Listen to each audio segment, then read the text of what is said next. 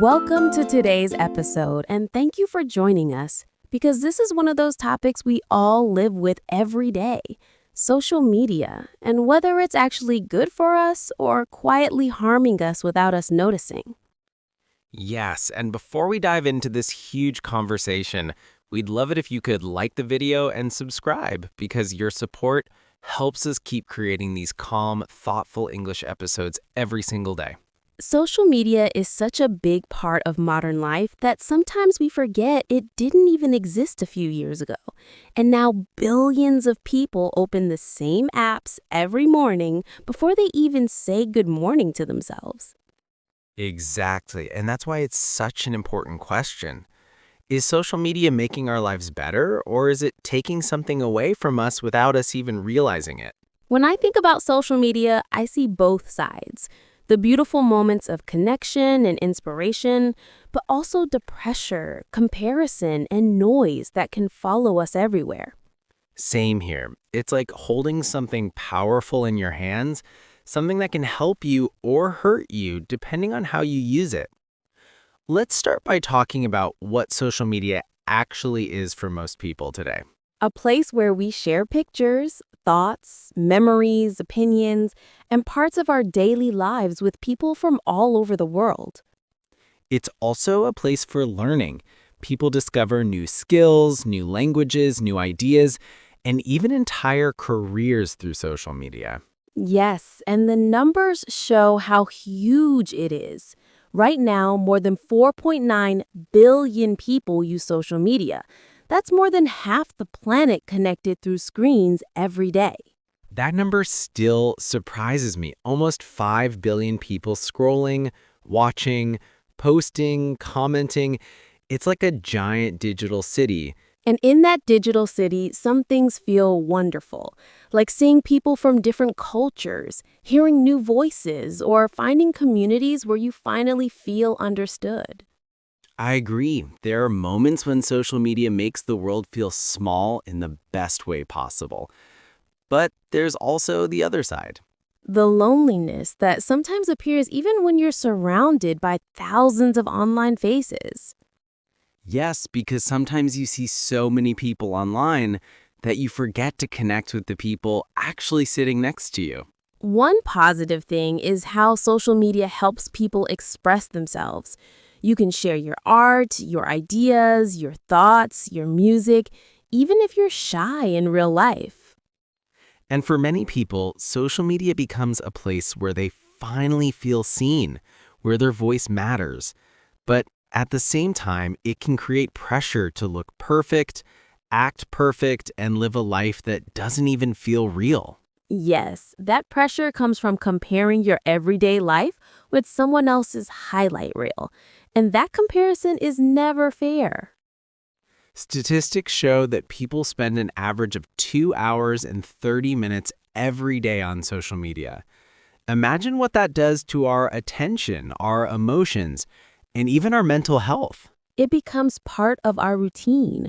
We check our phones when we wake up, when we feel bored, when we're stressed, and sometimes even when we feel sad. Another positive point is staying connected with family and friends, especially when they live far away. A single message or voice note can bring them close instantly. Yes, social media has made long-distance relationships easier in every sense. Friendships, family connections, even work relationships. But the negative side is that it sometimes replaces real connection. Instead of spending time with people, we watch their stories and convince ourselves it's enough. And sometimes when you post something, you start checking how many likes you got, and suddenly your mood depends on a number on a screen. That's the emotional trap when validation comes from notifications instead of from yourself. Another positive thing is how much information we can access online. News, tips, tutorials, lessons. It's like having a library in your pocket. But that information can also become overwhelming, especially when everything is fast, loud, and constant. Yes, and sometimes you see so much content that you don't even know what you actually think anymore. It can also affect focus. Studies show that the more time people spend scrolling, the harder it becomes to stay present in the real moment. And yet, people keep coming back because social media is designed to keep us engaged. The colors, the sounds, the notifications, the endless feed. It's like walking into a room where something exciting might happen every second, so you never want to leave. But staying too long in that room can make reality feel slower and less interesting. There are also positive communities, places where people share support, motivation, and kindness, like groups for mental health, language learning, fitness, or art. I love those. Sometimes a single positive post can make your whole day feel lighter. But there are also negative spaces. Online arguments, negativity, hate comments, pressure to fit into trends. Yes, and people forget that online words can hurt just as much as real life ones. Another interesting statistic is that social media use is highest among people between 18 and 34, which means young adults are living a big part of their lives through their screens. And that age is exactly when people are building their identity. So social media has a strong influence on how they see themselves. Something I find fascinating is how social media can create two versions of us, the one we show online and the one we live offline. And sometimes those two versions are similar, but sometimes they're completely different. The positive side is that you can choose what to share and express the best parts of yourself. But the negative side is that sometimes people hide their real struggles behind perfect pictures. And when others see those perfect moments, they think everyone else is doing better or living happier lives. Yes, and that creates pressure and insecurity that didn't exist before social media. But in the end, social media can also be a tool for growth if you use it mindfully. Yes, following the right people, creating healthy habits, taking breaks, and using it with intention can make the experience more positive. I think the real question isn't, is social media good or bad, but how does it affect me personally? Exactly, because we all use it differently, and it impacts each of us in unique ways. Some people use it for creativity, others for connection, others for entertainment or learning. And some people use it to escape, which can be both comforting and dangerous. It's a mix, light and dark, helpful and harmful. Inspiring and exhausting.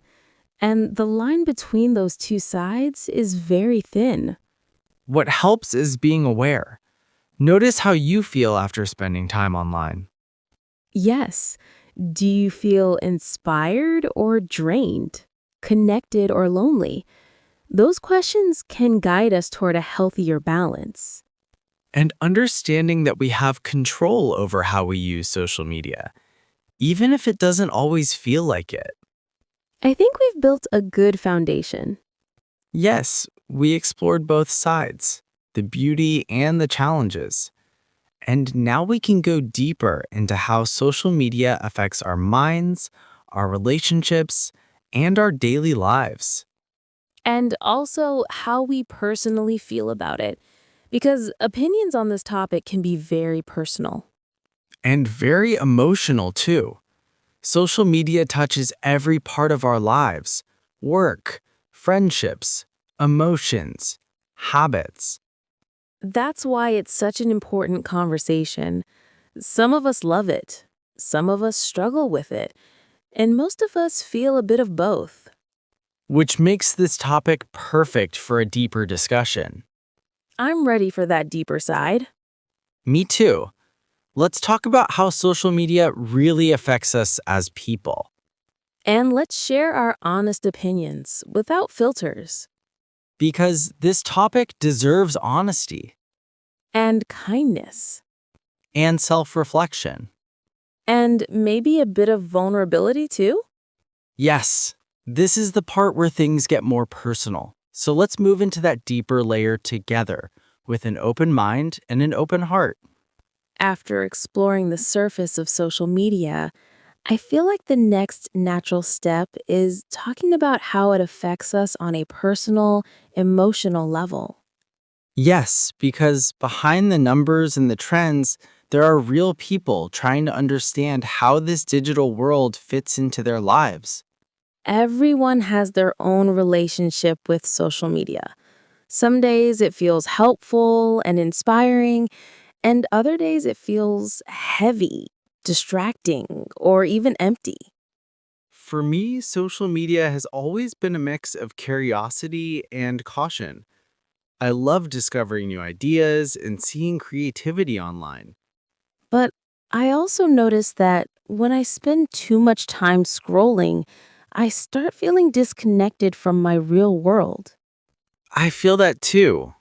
I love the creative side, the art, the stories, the people who share their journeys.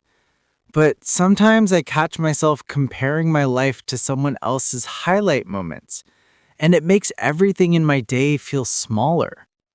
And that comparison happens so quietly that you don't even notice it at first. It's like a soft whisper saying, "Look at them, look at their life." And suddenly, your own life feels less interesting. Yes, and that whisper can grow louder if you don't step back and remind yourself that people only show a tiny part of their reality online. One opinion I formed over time is that social media isn't good or bad on its own, it's neutral. I completely agree. The platform is just a tool, but the emotions it triggers, those are very real. Something else I've noticed is how easily social media can steal time. You think you're checking your phone for just 1 minute. And suddenly an hour disappears without you even noticing how fast it passed. Yes, and that stolen time sometimes affects bigger things: your sleep, your focus, your productivity, even your relationships with people around you. There were days when I felt mentally tired without doing much. And later I realized it was because my mind had been jumping from one post to another without any rest. I relate to that. Sometimes after scrolling too long, I feel overstimulated, like my brain has taken in too much information at once. But on the positive side, social media can bring a lot of inspiration too. I've learned things online that I probably wouldn't have discovered in real life. Same here. I've met people online who became important to me, and I've come across messages that helped me during difficult days. That's the duality. It can lift you up or pull you down. Yes, and sometimes both on the same day. Another personal opinion I have is that social media changes the way we see ourselves. When people post pictures or videos, they sometimes start thinking about how they appear instead of how they feel. True. It can make us evaluate our lives through an outside lens instead of an inside one. And that outside lens can be harsh. It expects perfection, excitement, beauty, success. But real life is soft, imperfect, and sometimes quiet. Another thing I've noticed is how social media can affect our attention span. Our minds get used to short, quick moments and lose patience for long, deep things. Yes, sometimes it's hard to sit with your thoughts without reaching for your phone. That habit worries me because I think silence and boredom are important. They help us think, grow, and create. Absolutely. Boredom is where creativity begins, but social media doesn't like giving us quiet space. At the same time, social media has given so many people a voice they never had before. People can share their stories, their struggles, and their victories. Yes, and that part is beautiful. Sometimes a single video or post can make someone feel less alone. Another opinion I have is that social media can influence our emotions without permission. Yes. One minute you're laughing at a funny video, and the next minute you see something sad or upsetting, and your emotional state changes instantly. The emotional roller coaster can be exhausting, especially when there's no filter on what appears on your feed. Another thing I've noticed is that social media affects relationships. Sometimes you feel close to someone online, even if you rarely talk offline. And sometimes it creates distance, like when people sit together but everyone is on their phone. I've seen friendships change because of social media. Not always in bad ways, but in ways that feel different. Yes, sometimes it brings people closer. Sometimes it creates misunderstandings. The truth is, social media can be addictive. The constant temptation to check, to refresh, to see what's new. And the apps are designed that way. The colors, the notifications, the sounds. But I don't think the solution is deleting everything. I think the solution is balance, awareness, and intention. Exactly. Using it with purpose, not out of habit. I also believe in taking breaks.